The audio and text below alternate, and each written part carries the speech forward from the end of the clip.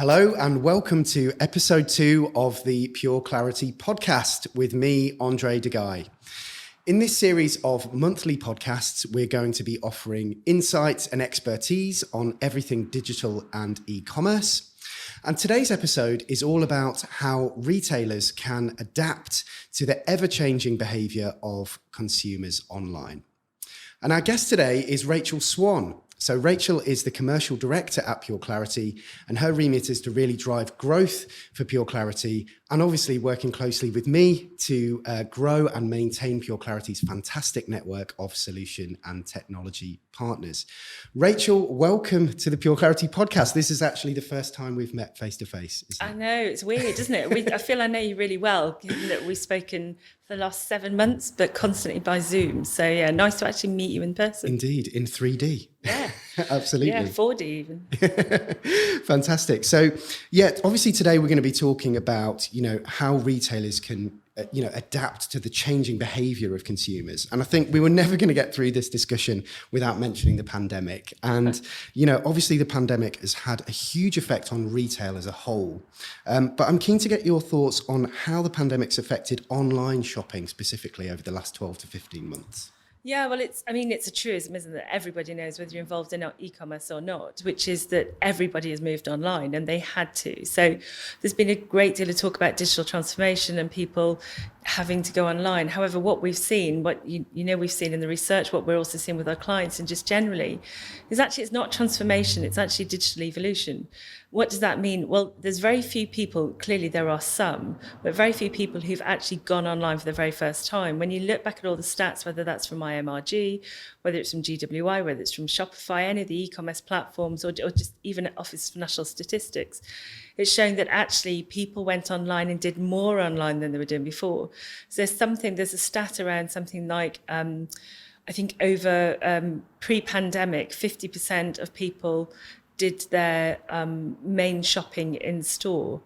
And then during pandemic, obviously that went up to something like 80 odd %. And then it's going back down now, but it's going back down to something like 75%. And these aren't people who weren't necessarily shopping online before. These are people who were shopping online, but weren't maybe doing groceries. So apparently the percentage of people who are now doing their groceries online has risen in the UK, has risen from 33% to 36%. So we're seeing that evolution, the breadth, the depth of what they're doing. They might have been doing their Sainsbury's shop, or obviously other supermarkets are available, but they're now also doing their leisure shopping, their electricals, that kind of thing. So I think there's been an increased likelihood of purchase, and then there's also been so people have been browsing and then buying, because also they've had what everybody's seeing is that those who haven't been negatively affected financially by the pandemic in terms of their earnings are also then spending more because they've got more cash in the bank. So they're making considered purchases, but because they weren't able to necessarily go in and touch and see those purchases, they've been making those purchases online, which then has massive implications for online businesses in terms of the rest of the service, but we'll come to that later. Well, absolutely. And that is a huge challenge for e-commerce businesses as well. And for me, it's kind of a two-pronged thing. You've got the businesses that were already trading online. They already had gone through that digital transformation pre-pandemic. And then you've got the businesses who maybe had a small online presence, or they weren't trading online at all. So, as we saw with Comfy Homes, in the last episode of the podcast, that they've gone through that huge shift of okay, we were trading high street and now we're having to move everything online. So what would you, in your opinion, what are the most challenging things for businesses throughout the pandemic? Because suddenly they've got, we've got loads more sales online, but actually the logistics around that are quite challenging. And logistics are threefold. So logistics are logistics of your actual products and merchandise, logistics of your staff, and logistics of your consumer experience. And all three are quite different, but as a company, you need to focus, or businesses needed to focus and had to focus on all three. So talk about logistics of stock, clearly pandemic, and then the B word, that lovely Brexit word, things getting stuck. I mean, there's a big issue at the moment with chips, that the whole, processor chips are being massively affected and you can't get things through. I also heard that building supplies, there's now on average a 10 to 12 week lead time for what you would call domestic building. And I don't mean house builders, I mean people wanting to do DIY in their own homes. Yep. So first of all, there was a whole stock issue. Were people working? Were factories working? Who was on furlough? Where were goods coming from? Then you've got the staff, and this isn't in order, by the way. Then you've got the staff logistics. So how do you pivot? What do you do? Are people equipped to work from home? We were really lucky at PureClarity in that we are a digital business. So therefore, people were equipped. However, and if you're like Comfy Homes, if you're traditionally used to people coming in on store, your product, your unique differentiator is your product offering. So assuming you've been able to get stock into the warehouse, how do you then equip your staff to be able to sell that or engage with people online? What do you do about going online in the first instance? You're transitioning your website from a shop front, from a shop portal, to suddenly being transactional. Do your people have the same skills? Do you need the same people? So there's a whole issue there. Absolutely. And then there's people then also feeling alone when they're working from home. So, as I said, it's the first time we've actually met. However, we have no end of Zoom calls, as you know. I'm sure you love them all. But if people aren't necessarily used to that, then how do you support and educate people? Yeah. And then, really importantly, and I think some businesses have done this really, really well, and some have maybe done it less well, is focusing then on the shopper. Which is that shopper, what are they looking for? So we know that, for example, the likes of shoes, for example, sales of those fell through the floor unless you were selling trainers and slippers. Yeah. Clothing fell through the floor unless you were selling athleisure or kind of leisure wear, this type of thing. And people were trying to predict, experts were trying to predict what shoppers were going to do, but nobody really knew. So, and the consumers themselves didn't really know because, I think 12, 14 months on, whatever we are now, hindsight is wonderful. Hindsight's always 2020. But people weren't really sure, what does it mean for my job? Am I going to have the cash? What do I actually need? Oh, God, now, do we have enough room in the house? Is everybody homeschooling? And what actually do I want? Oh, I know I'm going to be spending a lot more time in the garden. God, have you seen the state of it? So they were the kind of questions that were really coming to the fore, and nobody knew how they're going to behave. Also, then there was this fear with shoppers. If something arrives, I don't like it, can I return it? Yeah. If it arrives, how safe is it going to be? Do I have to wash it? Am I going to have to disinfect everything? Delivery service, is that going to come to my door? Or do I have to do a click and collect? I've got to go out and meet people. Oh my God. So it was those three levels of logistics that suddenly businesses who'd never really had to think about this, they had a very distinct bricks or clicks. Sometimes the two combined, and we always used to say John Lewis had a fantastic bricks and clicks model, that the two are intrinsically linked. But a lot of people had to suddenly reinvent themselves and pivot. Absolutely. And I think, you've touched on delivery there, which I think is crucial as well. So, previously someone could leave their house, find a product in a shop, come home, and they've got it that same day. So fast delivery has been crucial, hasn't it, for a lot of businesses? But also, which you also touched on there, the returns process is crucial, isn't it? Because they're not in a shop, touching the product, measuring up for size, like shoes, the example you gave there as well. So the returns policy also, and again, logistically for a lot of businesses, that's got to be quite challenging. Whereas previously they might not have had a returns policy, or if they had, it wasn't that slick. Now they've had to put these new policies, procedures in place to ensure they're giving, as you say, what the customer wants. Yeah, two issues of value and convenience. So convenience being, what have I got? What can I get it? Can I get it from the one shop? And then potentially free delivery, because that might tip people over the edge. Although we're seeing increasingly that consumers are happy to pay a little bit more for delivery now, depending on the age and generation. However, that whole issue of delivery, bringing something to the door, and then being able to return it if it isn't right. Now, my understanding is, both from stats and anecdote, was that this is why Royal Mail has, and other delivery services, but Royal Mail in particular, boomed, because a lot of online businesses initially were great at being able to send things out, particularly the smaller sides. So you're not your enterprise size businesses, but the smaller ones, had an okay returns policy. But all of a sudden we're being inundated with things that actually people were buying 3 or 4 of the same thing because they didn't know what size they were, didn't know if it was going to fit with the decor, for example, choose one, then had to return 2 or 3, unless they were then going to be stuck with multiple items they didn't want.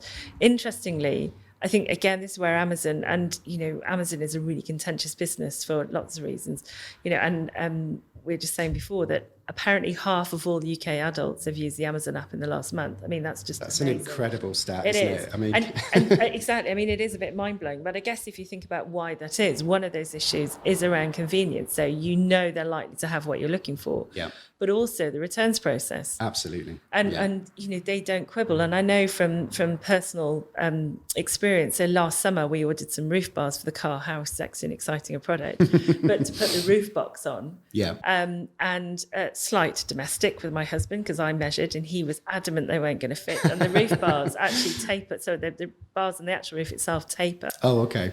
So these roof bars, he was adamant they weren't going to fit. So I thought, I had ordered them from Amazon, said I needed to return them and get the next size up. And instead of them taking them back, they offered me a 50% discount. And I said, look, they're just not going to fit. And they said, oh, well, what about a 75% discount then? By which point, it's almost not worth me packing them up and taking them back to the shop. That's it. The added bonus was they did actually fit, and I won the domestic argument as well. But that's good. a minor thing. All's well that ends well. And I ended up getting them for a price. And actually there with Amazon, I went back to them and said, look, you've offered me 75% discount. I don't need it. And their issue was, don't worry about it. You were inconvenienced initially, even though it was our fault. Don't worry about it. So from a customer service point of view, that whole returns process was innovative because it wasn't returns. And left me with quite a good feeling. And obviously I'm now talking about it. But for smaller businesses, how were they going to deal with that? And then there was that issue around returns and convenience. I've got stock that's come back from a shopper. Great. Are they COVID positive? What do I do? Do I have to quarantine it? Now I've got additional stock tied up in the warehouse. Yeah. So absolutely. it was a really important thing for businesses to have to deal with. Of course, absolutely. And actually that leads us quite nicely to talk about customer experiences, because obviously Amazon is great at that delivery and that returns process.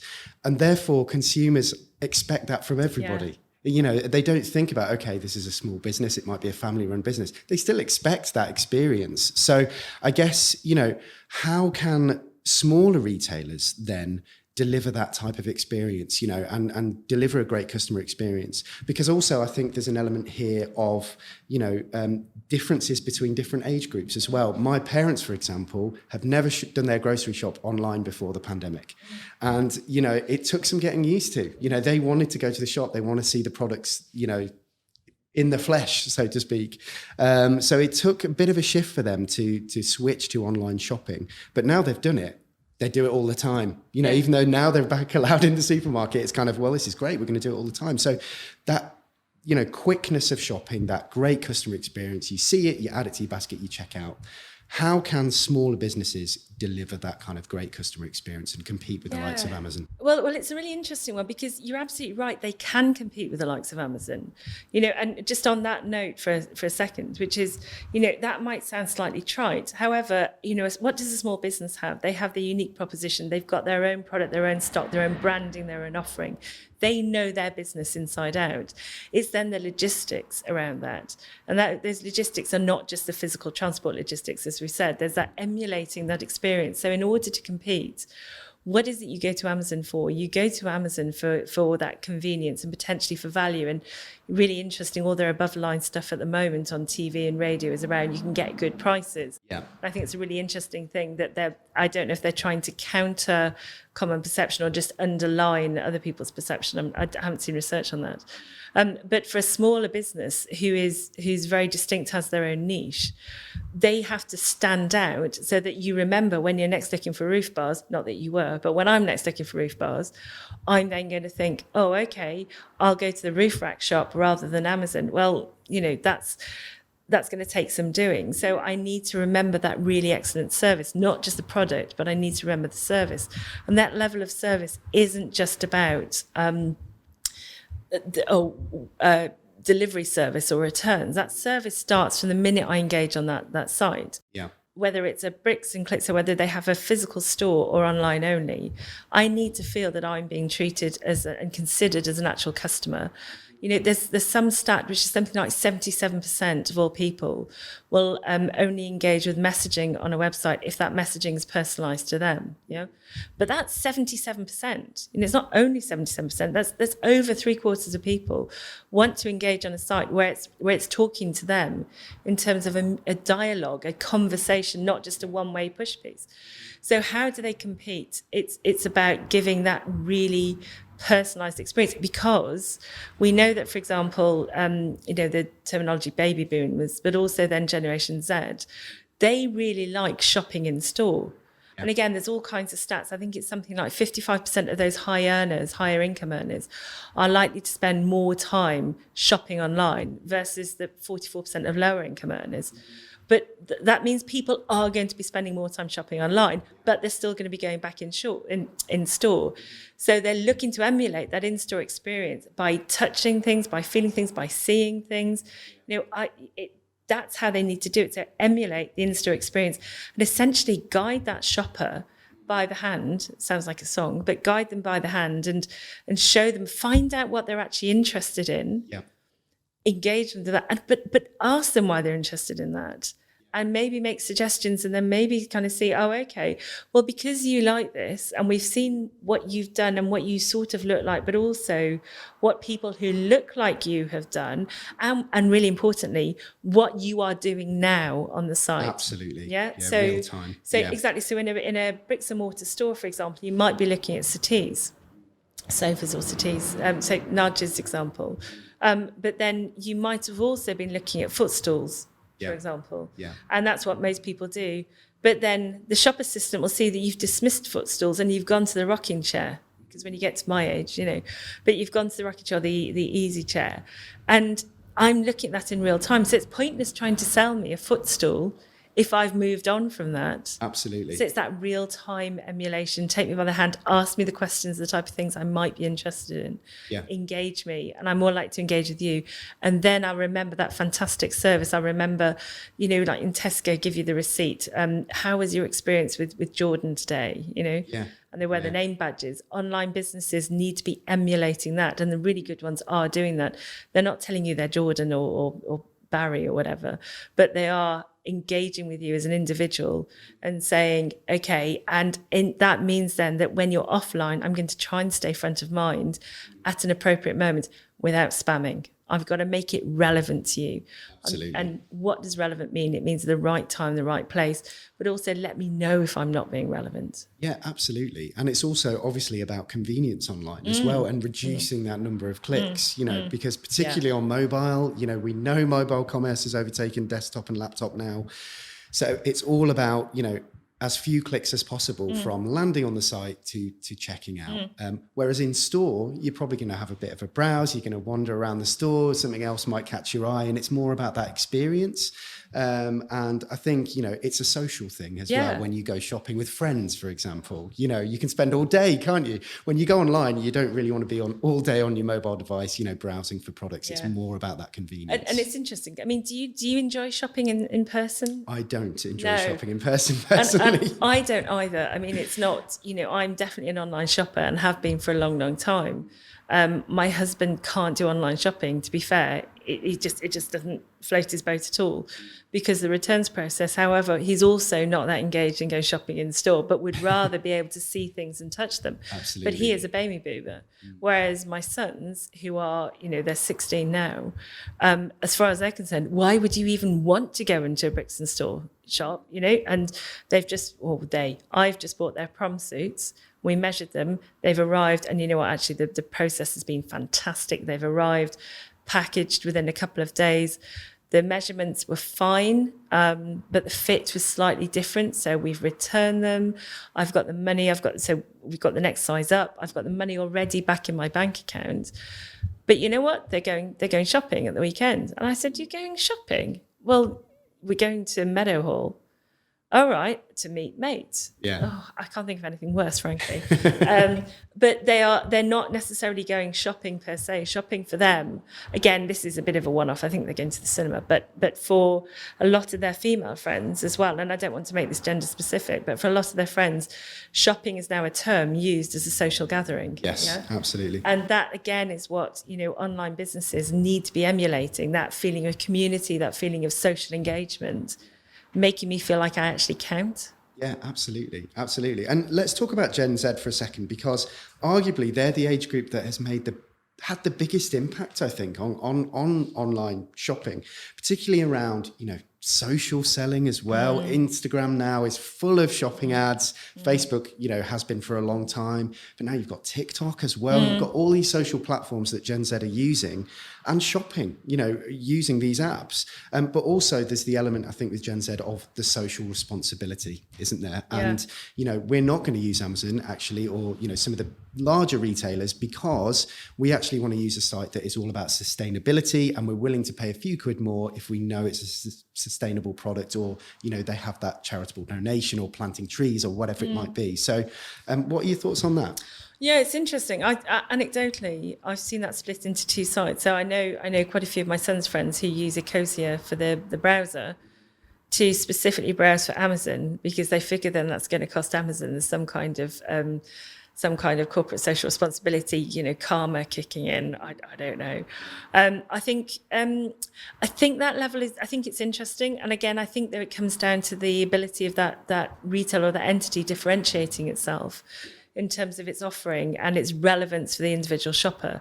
So, there's a reason McDonald's was one of the first places to be open, and while there were queues outside it, likewise with Primark. Yeah. These are brands that may, have part of their corporate social responsibility and part of their branding is that they are actually quite ethical and engaged. However, there are also big, fast corporates who have an interesting take. And also, Primark did not go online. Primark definitely stayed bricks only. Yep. And encourage people, look at the queues that there were when it opened. And so actually this generation, Generation Z, you're right, has definitely changed the face of online shopping. However, we also know that they really, really like being in person as well. Yeah. So it's a contradiction in terms in many respects. And I think that's one of the things that's going to play out over the next 3 to 5 years as that generation get older and start earning more of their own money, getting into the full-time workplace. We also know, though, that generation are the ones who've been hit most badly by pandemic earnings. Yes, so absolutely. They're more likely to be in physical retail jobs, in hospitality. They're more likely to have lost their jobs. Equally, I know that the younger end of that generation, so my son's generation, for example, they are all getting jobs in hospitality at the moment as, weekend holiday sixth form jobs where they're on minimum wage now or just above minimum wage. And that's great because there are loads of jobs available at the moment. Are they going to be spending their money in the same way that the previous incumbents of those jobs did? I don't know, because I think they're also a bit younger than the previous incumbents. What will they be doing? And also, they're all living at home. Let's face it, we can't get rid of them for love nor money. I mean, they are only 16.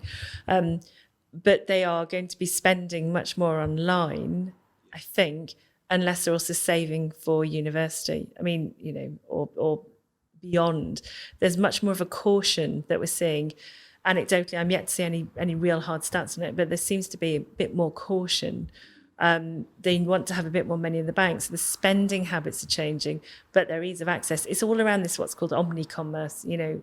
You've got to, as a business, be on every channel. Absolutely. Even if people our generation, and I am lumping you with me, kind of go, and I know you're significantly younger, but if you're even if you kind of think, well, why would you start advertising on Instagram or TikTok? Well, it depends if you are trying to attract that audience that's starting to have cash and is going to be spending in due course, whatever their spending patterns, you need a part of it. But also, again, it's the rise of the multi-screen, isn't it? I mean, how many years now have we been talking about when you're watching TV, you're also on your phone and you're likely to have a tablet open as well? Absolutely. And that actually feeds into, grabbing the attention of people, particularly Gen Z. You know, they might have Instagram open or TikTok at the same time. They might be using multiple different platforms, you know, and how do you get their attention? You know, and how do you get them to actually buy from you? And I think social is really key in that. And, you know, personally, I never used Instagram or social channels to buy. Now I really do. Yeah. You know, I'm constantly scrolling through my Instagram feed. Oh, look at that product. That looks great. I haven't heard of this brand before. Shop now. Straight to the website, check out, you know, and I use that quite frequently, which I hadn't before. So, I mean, that is a real shift, and that definitely is obviously driven by Gen Z. And that's going to work for certain products only, I suspect at the moment, although that will then grow because, again, certain products, you still need that considered purchase journey. Yes. So you still want to be able to see things. So one of the things I think is really interesting, though, is the rise of online secondhand car shopping. Yeah. So, you know, and they are spending an awful lot of money on above the line advertising, so TV advertising, this kind of thing. And they're making a real virtue of the fact you do it from your settee or your sofa, which kind of seems slightly counterintuitive. You're buying a car you've never driven before. Can't and actually test drive it from your sofa. Exactly. and also, realistically, are you likely to get off your sofa to actually get in it at any time soon, you know? But it's that they're making real virtue and that you can pay for it really, really quickly, almost kind of single click. And that's where the rise of cashless has really come in as well, which is, you know, the whole contactless, increasing the limits to now £45. You know, there's that whole, people now expect that. I found a £20 in my purse the other day. A purse, B, £20 note. I mean, and also, in fact, I thought, oh, blimey, I've won the lottery here, you know, 20 quid. It's been there since February last year. And in fact, it's one of the old £20 notes. I had to check, Bank of England, they are still accepting them.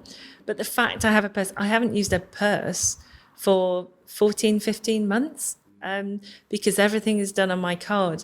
And that's where also some of the retailers like Tesco with their Pay Plus and Club Card Plus. Yeah. Where it's no longer just a £45 limit, so you can pay for. My husband did he's featuring a lot in this. My husband did the weekly shop, which again is something we didn't used to do. We didn't do a weekly shop, but we've morphed now to a weekly shop for safety initially. But where he's spending 160 quid. And he's done it on his phone. Now, my husband is definitely a baby boomer. He's quite a lot older than I am. So the fact he's using technology, but he was doing, as I said before, he wasn't a massive online shopper. He was doing some things. He was ordering medication and doing medical things online. So again, he's an example of the breadth, the expansion of what he's doing. Absolutely. And then using his mobile in Tesco to pay for the shopping, with it included 7 bottles of wine. I did question why 7 and not 6, but you know, who's going to argue? I mean, that's amazing. But it is that standing out. How do I stand out? I've got to make it. I've got to be omnipresent. So both emotionally and physically. And what does that mean? That means that if I'm a brand, for example, then you need to be able to see me everywhere. So if I'm an online store, you need to see me in all your socials, in all the traditional media or the media where I know my audience is going to be. And then that physical presence means that I have to have that whole 360-degree consumer view completely sewn up. So I need to know where you are. I need to be able to give you the service. I need to be not ever present in your life, because that's just going to annoy you, and you're going to go, oh God, you're stalking me. But I need you to feel that you can remember where you came from and that I've got some kind of emotional affinity with you. Yeah, absolutely. That makes perfect sense. And I think also it's about choice, isn't it? And giving consumers choice. Especially, we talked about payment methods online, giving them the choice. Now every single website, it seems, you go on, you can either pay with Apple Pay or PayPal or Klarna or Clip, all of these payment methods and particularly that is great for the different sort of age groups as well, because young people, for example, we know might prefer to pay by Klarna and pay in installments, because they might not have the cash sort of readily available. So giving the flexibility around payment methods, I think, is really important as well. Me, for example, I do all of my shopping online pretty much. If I see that they've got the Apple Pay logo at the bottom of that site, I'm going to go on that site because I know I can check out really quickly. I just use my thumbprint, done, receive the product next day or the day after. And I think some of that is also going to be income and gender and age related as well. So the device, so you talk about Apple Pay. So if I do my shopping and I am Generation X, so I'm more likely to do it on a desktop. Again, we know that from the stats, But I therefore use, as you say, thumbprint. I use my fingerprint on my laptop, which is great.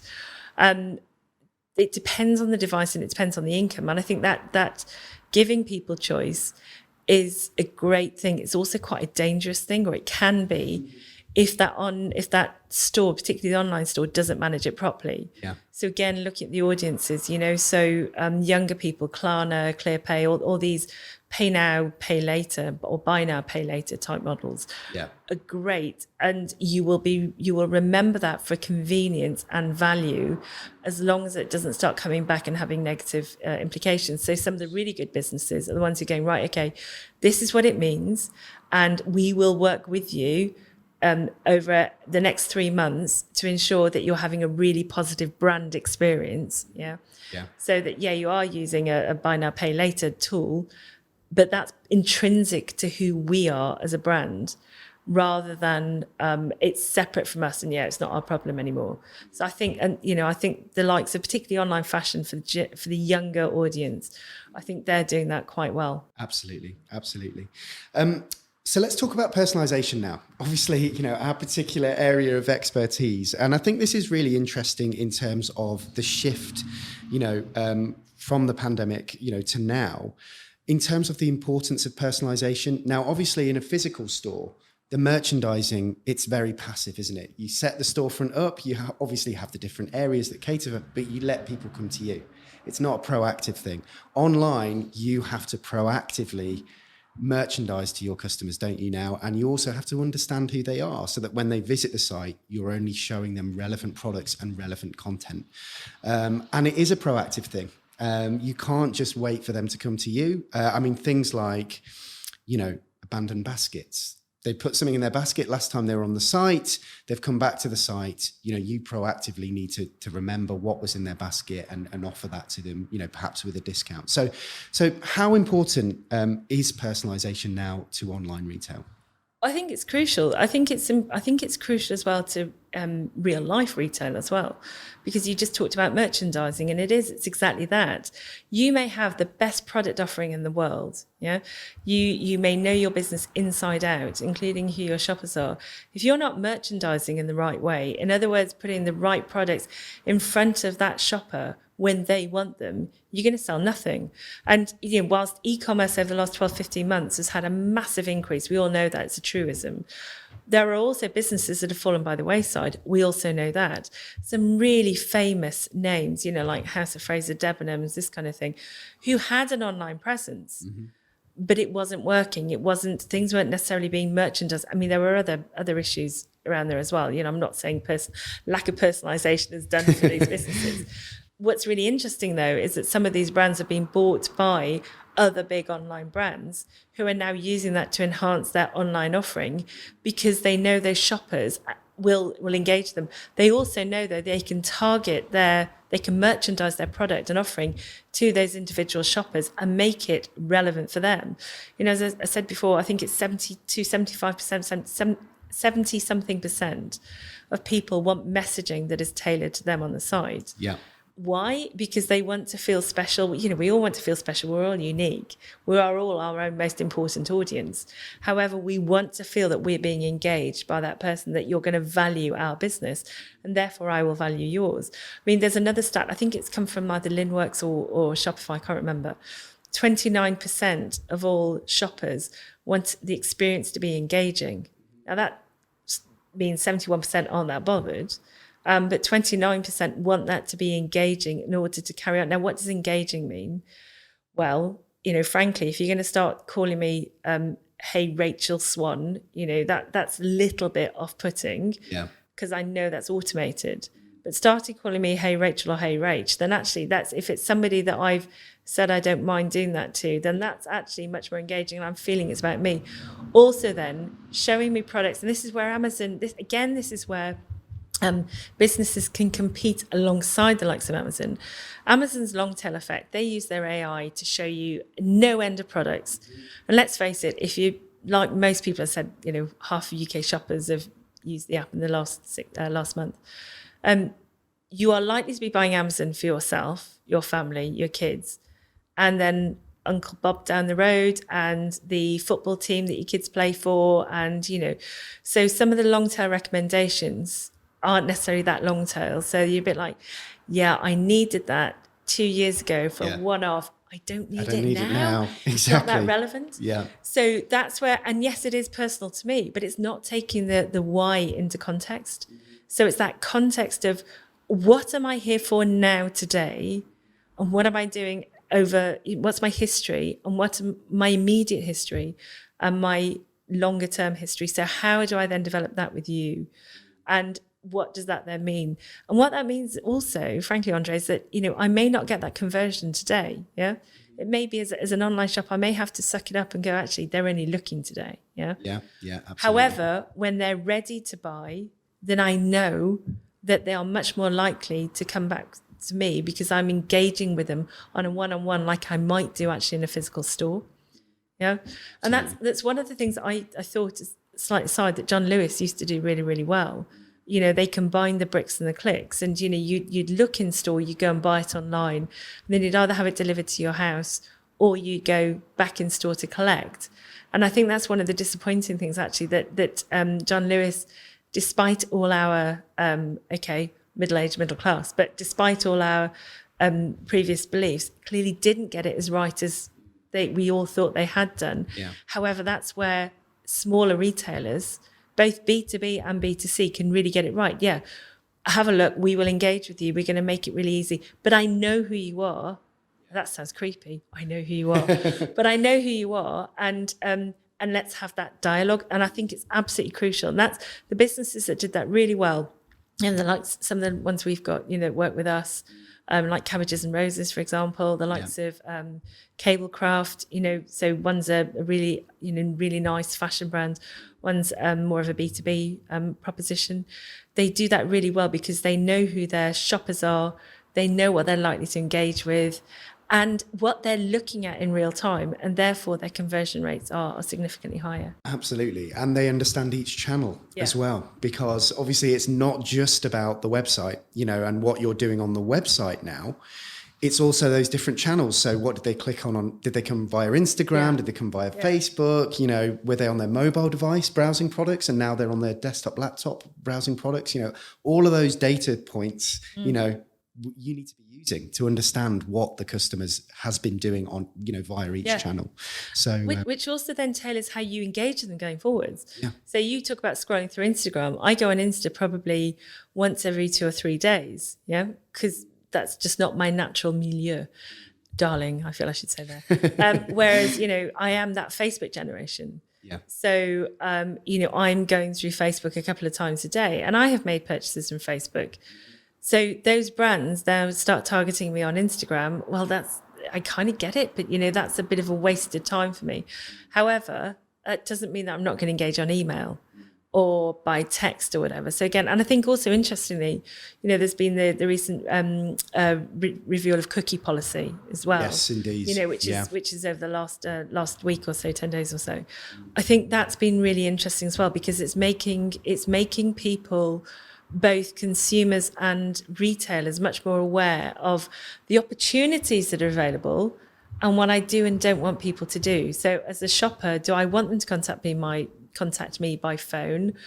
I mean, that's data consent, but also as a shopper, what cookies am I going to enable? Yeah. I'm waiting for stats to come out. But again, anecdotally, what I'm seeing, what I'm hearing, is that vast majority of people are saying, we'll just have necessary cookies. Yeah. Yes. Yeah. And then realizing that actually, I do actually want some of the marketing ones as well, particularly from my preferred brands. Absolutely. So what does that mean for a preferred brand, or what does it mean for retailers? That if I can really make myself a preferred brand, a preferred partner, preferred person to engage with, then I'm winning. But also this comes back down then to cost for acquisition versus lifetime value. Yeah. We know that it's much, much, much more effective to retain a shopper, retain a customer, retain a client, because you're offsetting that customer acquisition. So how do you then engage with them to make sure it's a relationship, a dialogue, rather than I'm just going to shove stuff at you? Yeah, absolutely. Absolutely. And that's a really interesting point actually about data as well. And, you know, some people unwilling to share their data with companies, but actually it depends how that data is being used. Personally, I'm more than happy to share any of my personal data if I know I'm going to get a great shopping experience and I know that actually I'm going to be shown more relevant products, or I'm going to get a great kind of delivery service where I'm updated, you know, and SMS obviously is huge now. And actually, you know, text updates on your delivery, on products being back in stock, all those kind of things, or abandoned baskets even. There are a lot of third-party services out there who are doing that with abandoned baskets and using SMS. So yeah, it's really interesting around the data as well, and use of data. SMS and WhatsApp, which and is WhatsApp, really of course. interesting, you know, and Messenger, you're now getting all these different tools. Yeah. You know, for me, Messenger is I'm not that comfortable with retailers contacting me. WhatsApp, though, suddenly has become absolutely fine. I don't mind that, but it is that level of update. Completely agree. The other thing that you just said about what makes a great shopping experience, and again, that comes down to age and gender as well. And I really don't like, you know, classic stereotypes. But again, what's a great shopping experience? You've just talked about convenience, speed. That's the same for me. However, we know that, for example, Baby Boom is a great shopping experience for them, is actually being able to peruse and being able to just touch things, being able to have some kind of real-time interaction. Absolutely. And the stats are also showing that online as well as in person, because there's maybe a lack of confidence initially, but then it goes beyond the confidence. It goes into the, I want to feel recognised. Look, I'm actually quite proud I'm going online. So you talked about your parents doing online shopping. Yeah. My parents, very, very similar. You know, are really quite tech savvy for their age. My mum's 74, my dad's 81. However, during the pandemic, they have done all their shopping online with various supermarkets. Oh, you know, and some of the things they're getting, they're delighted because of the way some of these supermarkets are also talking to them. But what's crucial there is the delivery is coming to the door, and the delivery person is engaging with them on a one-to-one basis and recognises them. Likewise, the Amazon drivers coming to the door, you know, and where I live, there's a lovely gentleman called Alan, and he likes his family and reading, because that's the update I get on the Hermes or Yodel or DPD. I can't remember, but he certainly does at least two. I think it's Hermes and Yodel. He delivers. So we now know Alan, and he comes to the door and we have a quick chat with Alan, and we feel that we're helping Alan and Alan's bringing stuff to us. It's all part and parcel of that service. That service, absolutely. So fantastic. That's great. So I guess to summarize then, you know, obviously it's clear consumer behavior has changed with shopping online.